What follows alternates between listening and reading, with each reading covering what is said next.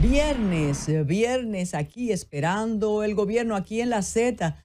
Viernes que por usos y costumbres en el polígono central las vías cambian y no se entera Intran. Siempre lo he dicho, cada viernes aquí lo comparto con el equipo, que hay avenidas y calles donde se violenta el orden de la manera más impune posible. Puedo mencionarles 5 calles y las vías de norte a sur se cambian y de este a oeste también, y no hay ningún inconveniente. Que por cierto, me estaban diciendo que a veces hay recesos con el parquéate bien. Qué pena que todo en nuestro país, cuando tiene que ver con instituciones, cuando tiene que ver con disposiciones, se trata de 3 pasos adelante y cinco para atrás.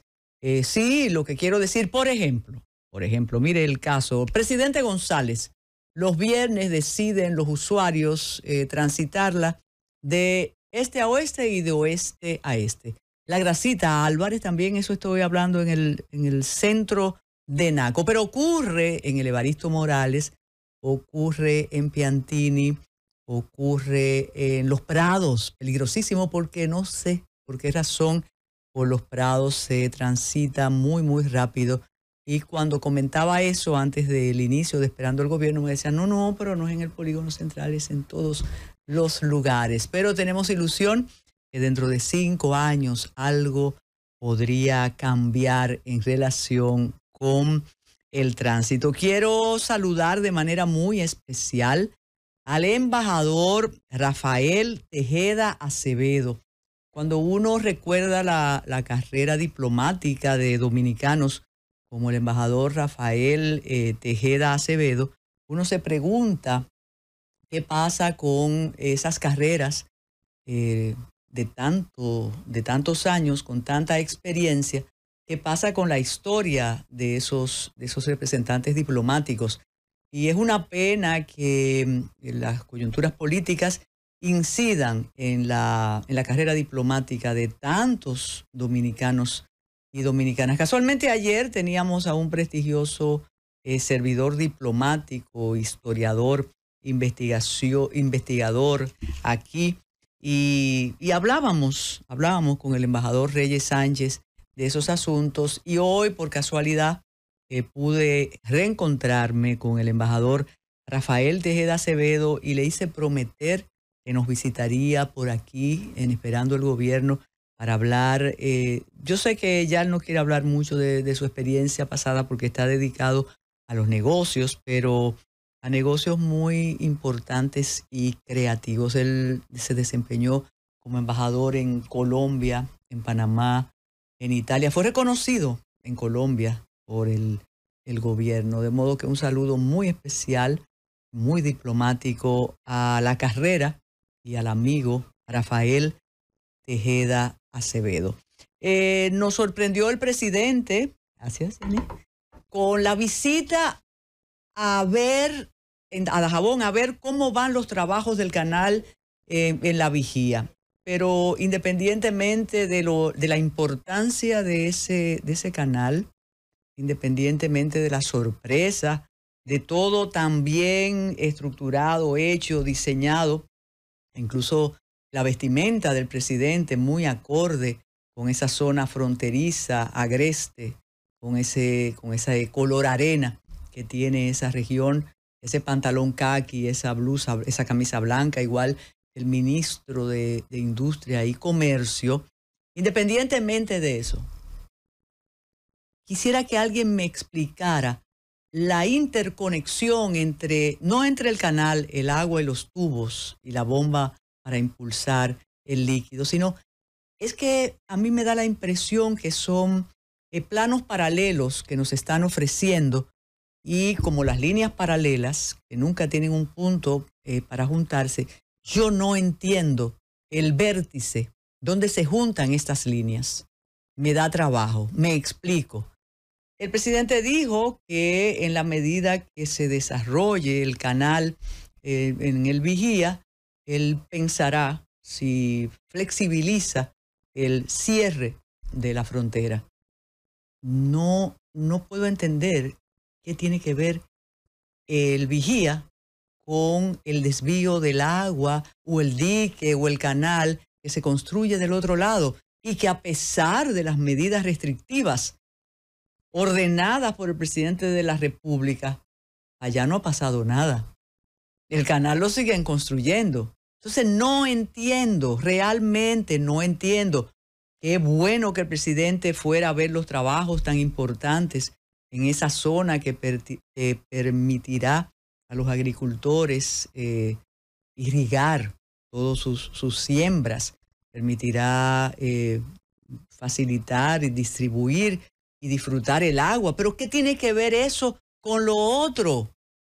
No, no lo entiendo. Yo sé que los aplausos y los vítores son continuos, pero una cosa no tiene que ver con la otra.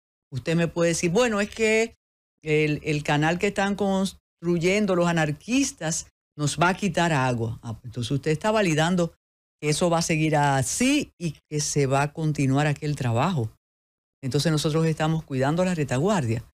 No. Además del montaje siempre espectacular que hacen los estrategas del mediático, de comunicación del presidente Luis Abinader, necesitamos entender esos asuntos, esa narrativa. Y es lamentable, aunque siempre en Luis Abinader en la semanal, él explica, pero que alguien le pregunte algo diferente a lo que él quiere contestar, porque no entiendo, reitero, qué tiene que ver la vigía con lo que está pasando del otro lado y que ha impuesto el cierre de la frontera. Entonces, porque tenemos agua de este lado, en ese canal que se construyó rapidísimo, entonces vamos a abrir la frontera. Una frontera que sigue siendo porosa y no es por percepción. Basta leer las informaciones que dan cuenta de un dominicano que encontraron una vez más, eso es la mañana, por la tarde y por la noche, traficando con personas sin documentos. Cuando decimos personas sin documentos y personas no registradas ni establecidas de manera legal, estamos hablando del cruce de personas haitianas. Ese paso sigue estando libre. Como decía ayer el embajador Reyes Sánchez, es una frontera que no puede tener control por todos lados, pero sí hay control en los distintos pasos fronterizos donde para llegar a la capital o a Santiago o a cualquier otro lugar usted tiene que detenerse y los militares adscritos a esas garitas, a esos puestos, te preguntan, te registran, pero no. Entre la fantasía y el discurso a veces se impone la realidad, pero si no mencionamos la realidad podemos seguir viviendo tranquilos y tranquilas. Y habló Hilario Pascual, el Grillo. Habló Hilario Pascual, el Grillo. Creo que la parte fina de la soga que pretendía ser cortada y pretendía desviarse, así como las aguas del río Dajabón, creo que por la sinceridad, la simpleza y contundencia de lo que dijo el Grillo, habrá que tener mucha entereza para seguir con la explicación que dirige la responsabilidad a una persona que es el último eslabón de una cadena delincuencial, de incompetencia, de deshumanización, de indiferencia y de desprecio por la vida. Trátese de neonatos, de fetos, de criaturas o de infancia.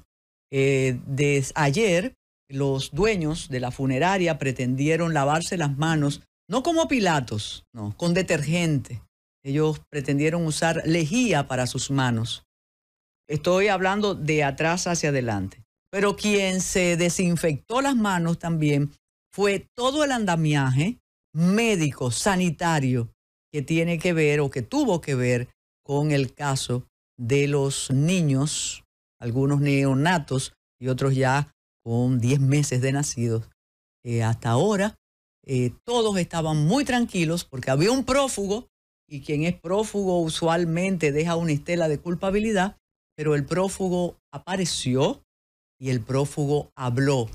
Y hubo un detalle y es cuando tú escuchas toda esta situación tan sórdida, es difícil exaltar un comentario y decir, oye, pero qué sensato fue el Grillo. El Grillo dijo, yo no maté a esos muchachos.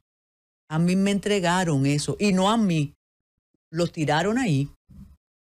Eso lo dijo. Entonces, además, agregó que él estaba bebiendo porque ya no era el horario de su trabajo. Pero yo quiero volver a lo que decíamos desde que supimos esa trágica y vergonzosa información.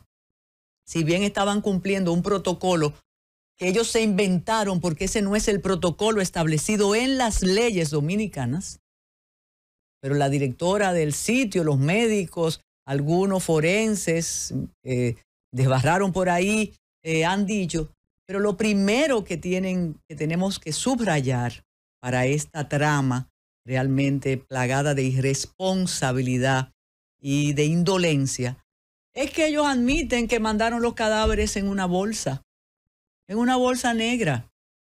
Tú cortas el pollo, lo tienes las piezas, lo pones en una bolsa y tíramelo a la basura. Y otra pregunta, ¿por qué tenían tanto tiempo esos cadáveres en el hospital? Bueno, el primer acercamiento es nadie los había reclamado. Pero entonces, haz un protocolo, organízame eso. Ya están diciendo que la funeraria no tenía ningún acuerdo con el hospital. Pero como decíamos también ayer, hay una manera de recoger los cadáveres que tienen las funerarias.